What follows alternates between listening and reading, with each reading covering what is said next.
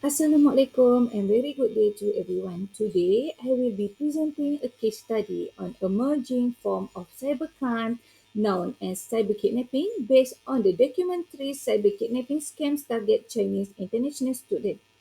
My presentation will focus on the real case involving a Chinese exchange student named Kai Wang. This documentary highlights a disturbing trend where scammers target Chinese international students studying abroad. These criminals impersonate police officers or government officials and manipulate victims into believing they are involved in serious crime. The attack usually begins with a threatening phone call. Victims are pressured to isolate themselves and record stage kidnapping videos, which are then sent to their families to demand ransom. The criminals operate across borders, making them very difficult to trace. The report also highlights major challenges faced by authorities such as jurisdiction limitations, sophisticated social engineering, and rapid money transfer. Overall, cyber-kidnapping causes emotional trauma, financial loss, and exposes weakness in international cooperation. Cyber-enabled crimes today becoming more advanced because criminals now combine digital technology with psychological manipulation. One of the most concerning example is cyber kidnapping, where the victim is not physically taken but mentally forced to act as if they have been kidnapped. The documentary focused on how Chinese international students are targeted due to cultural expectation, fear to legal consequences, and being far away from their family. This presentation used the case of Kai Wang, who went missing at the end of December 2023 after falling victim to the scam. Through this case, we can better understand how cyber kidnapping works, its impact, and the challenge faced by investigators.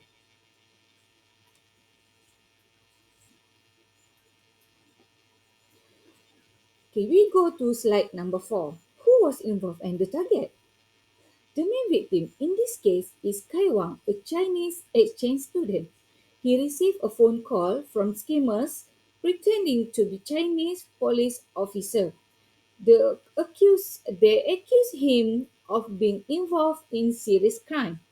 Using fear, intimidation, and psychological pressure, they force him to isolate himself from friends, lecturers, and even his host family. The primary target of this scam are Chinese international students studying overseas. They are vulnerable because they are far from home, unfamiliar with local law enforcement, and easily threatened by accusation of wrongdoing. These operations are run by organized cybercrime syndicate who impersonate police, government officials, or consular officials. They work anonymously and across borders, making them difficult to catch. How the attack started? The attack usually begins with a phone or video call. The scammers in illegal activities such as money laundering. When the victim is threatening, the scammers instruct them to cut off communication, isolate themselves, and follow strict secret instruction. Then they force the victim to record stage kidnapping photos or videos showing them tied up or distressed. These images are then used to demand large and then used to dim and then sorry. Then they force the victim to record stage kidnapping photos or video showing them tied up or distressed.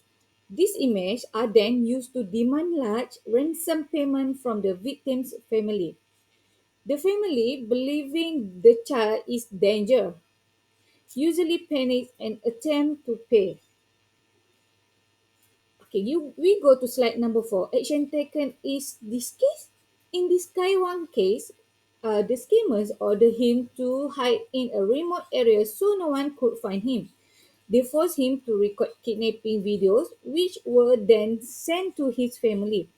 His family immediately report him missing. Police launching an investigation by checking digital communication record, reviewing CCTV footage, and monitoring bank transactions. Authorities noticed that the case was similar to other cyber kidnapping incidents targeting Chinese students. Then they issued public warning to raise awareness. Eventually, police found Taiwan safe but emotionally distressed, still following scammers' direction. The case was later used to educate the public and international students about this dangerous scam.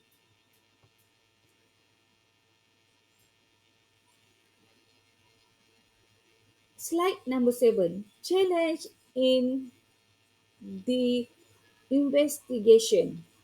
The investigation faced several major challenges. First, cross-border crimes scammers operate in different countries beyond the reach of local authorities. Number two, they use VoIP numbers, fake identities, and encrypt apps that hide their location. Number three, victims strongly believe the scammers because they impersonate police officers. Number four, ransom money move quickly between international accounts, make it hard to recover. Number five, lack of awareness. Many students and parents do not know this type of scam exists. And then this challenge makes cyber kidnapping extremely difficult to investigate. The case of Kaiwan shows that cyber kidnapping depends on entirely psychological control, not physical force. Chinese students are especially vulnerable because strong cultural respect of authority, fear of legal trouble, being far from home, and limited communication skill in foreign countries. Scammers also use online information to make their threats seem more believable. From investigate perspective, cyber kidnapping is challenged because offenders remain remote and protected by technology. This case highlights the need for stronger international cooperation, faster information sharing, and better public education about scams. Universities also play an important role and should provide mandatory cybersecurity briefings to international students. For the conclusion, the cyber kidnapping of Taiwan reveals the dangerous combination of digital technologies and psychological manipulation. Chinese international students are at high risk due to cultural factors and distance from family support.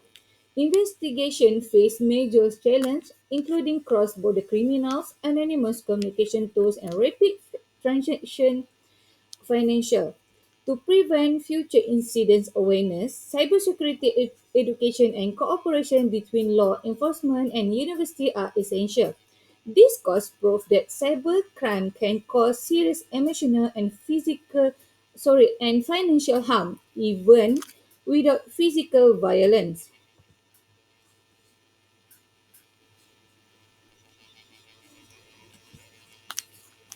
Okay, so that's all for my presentation. Thank you.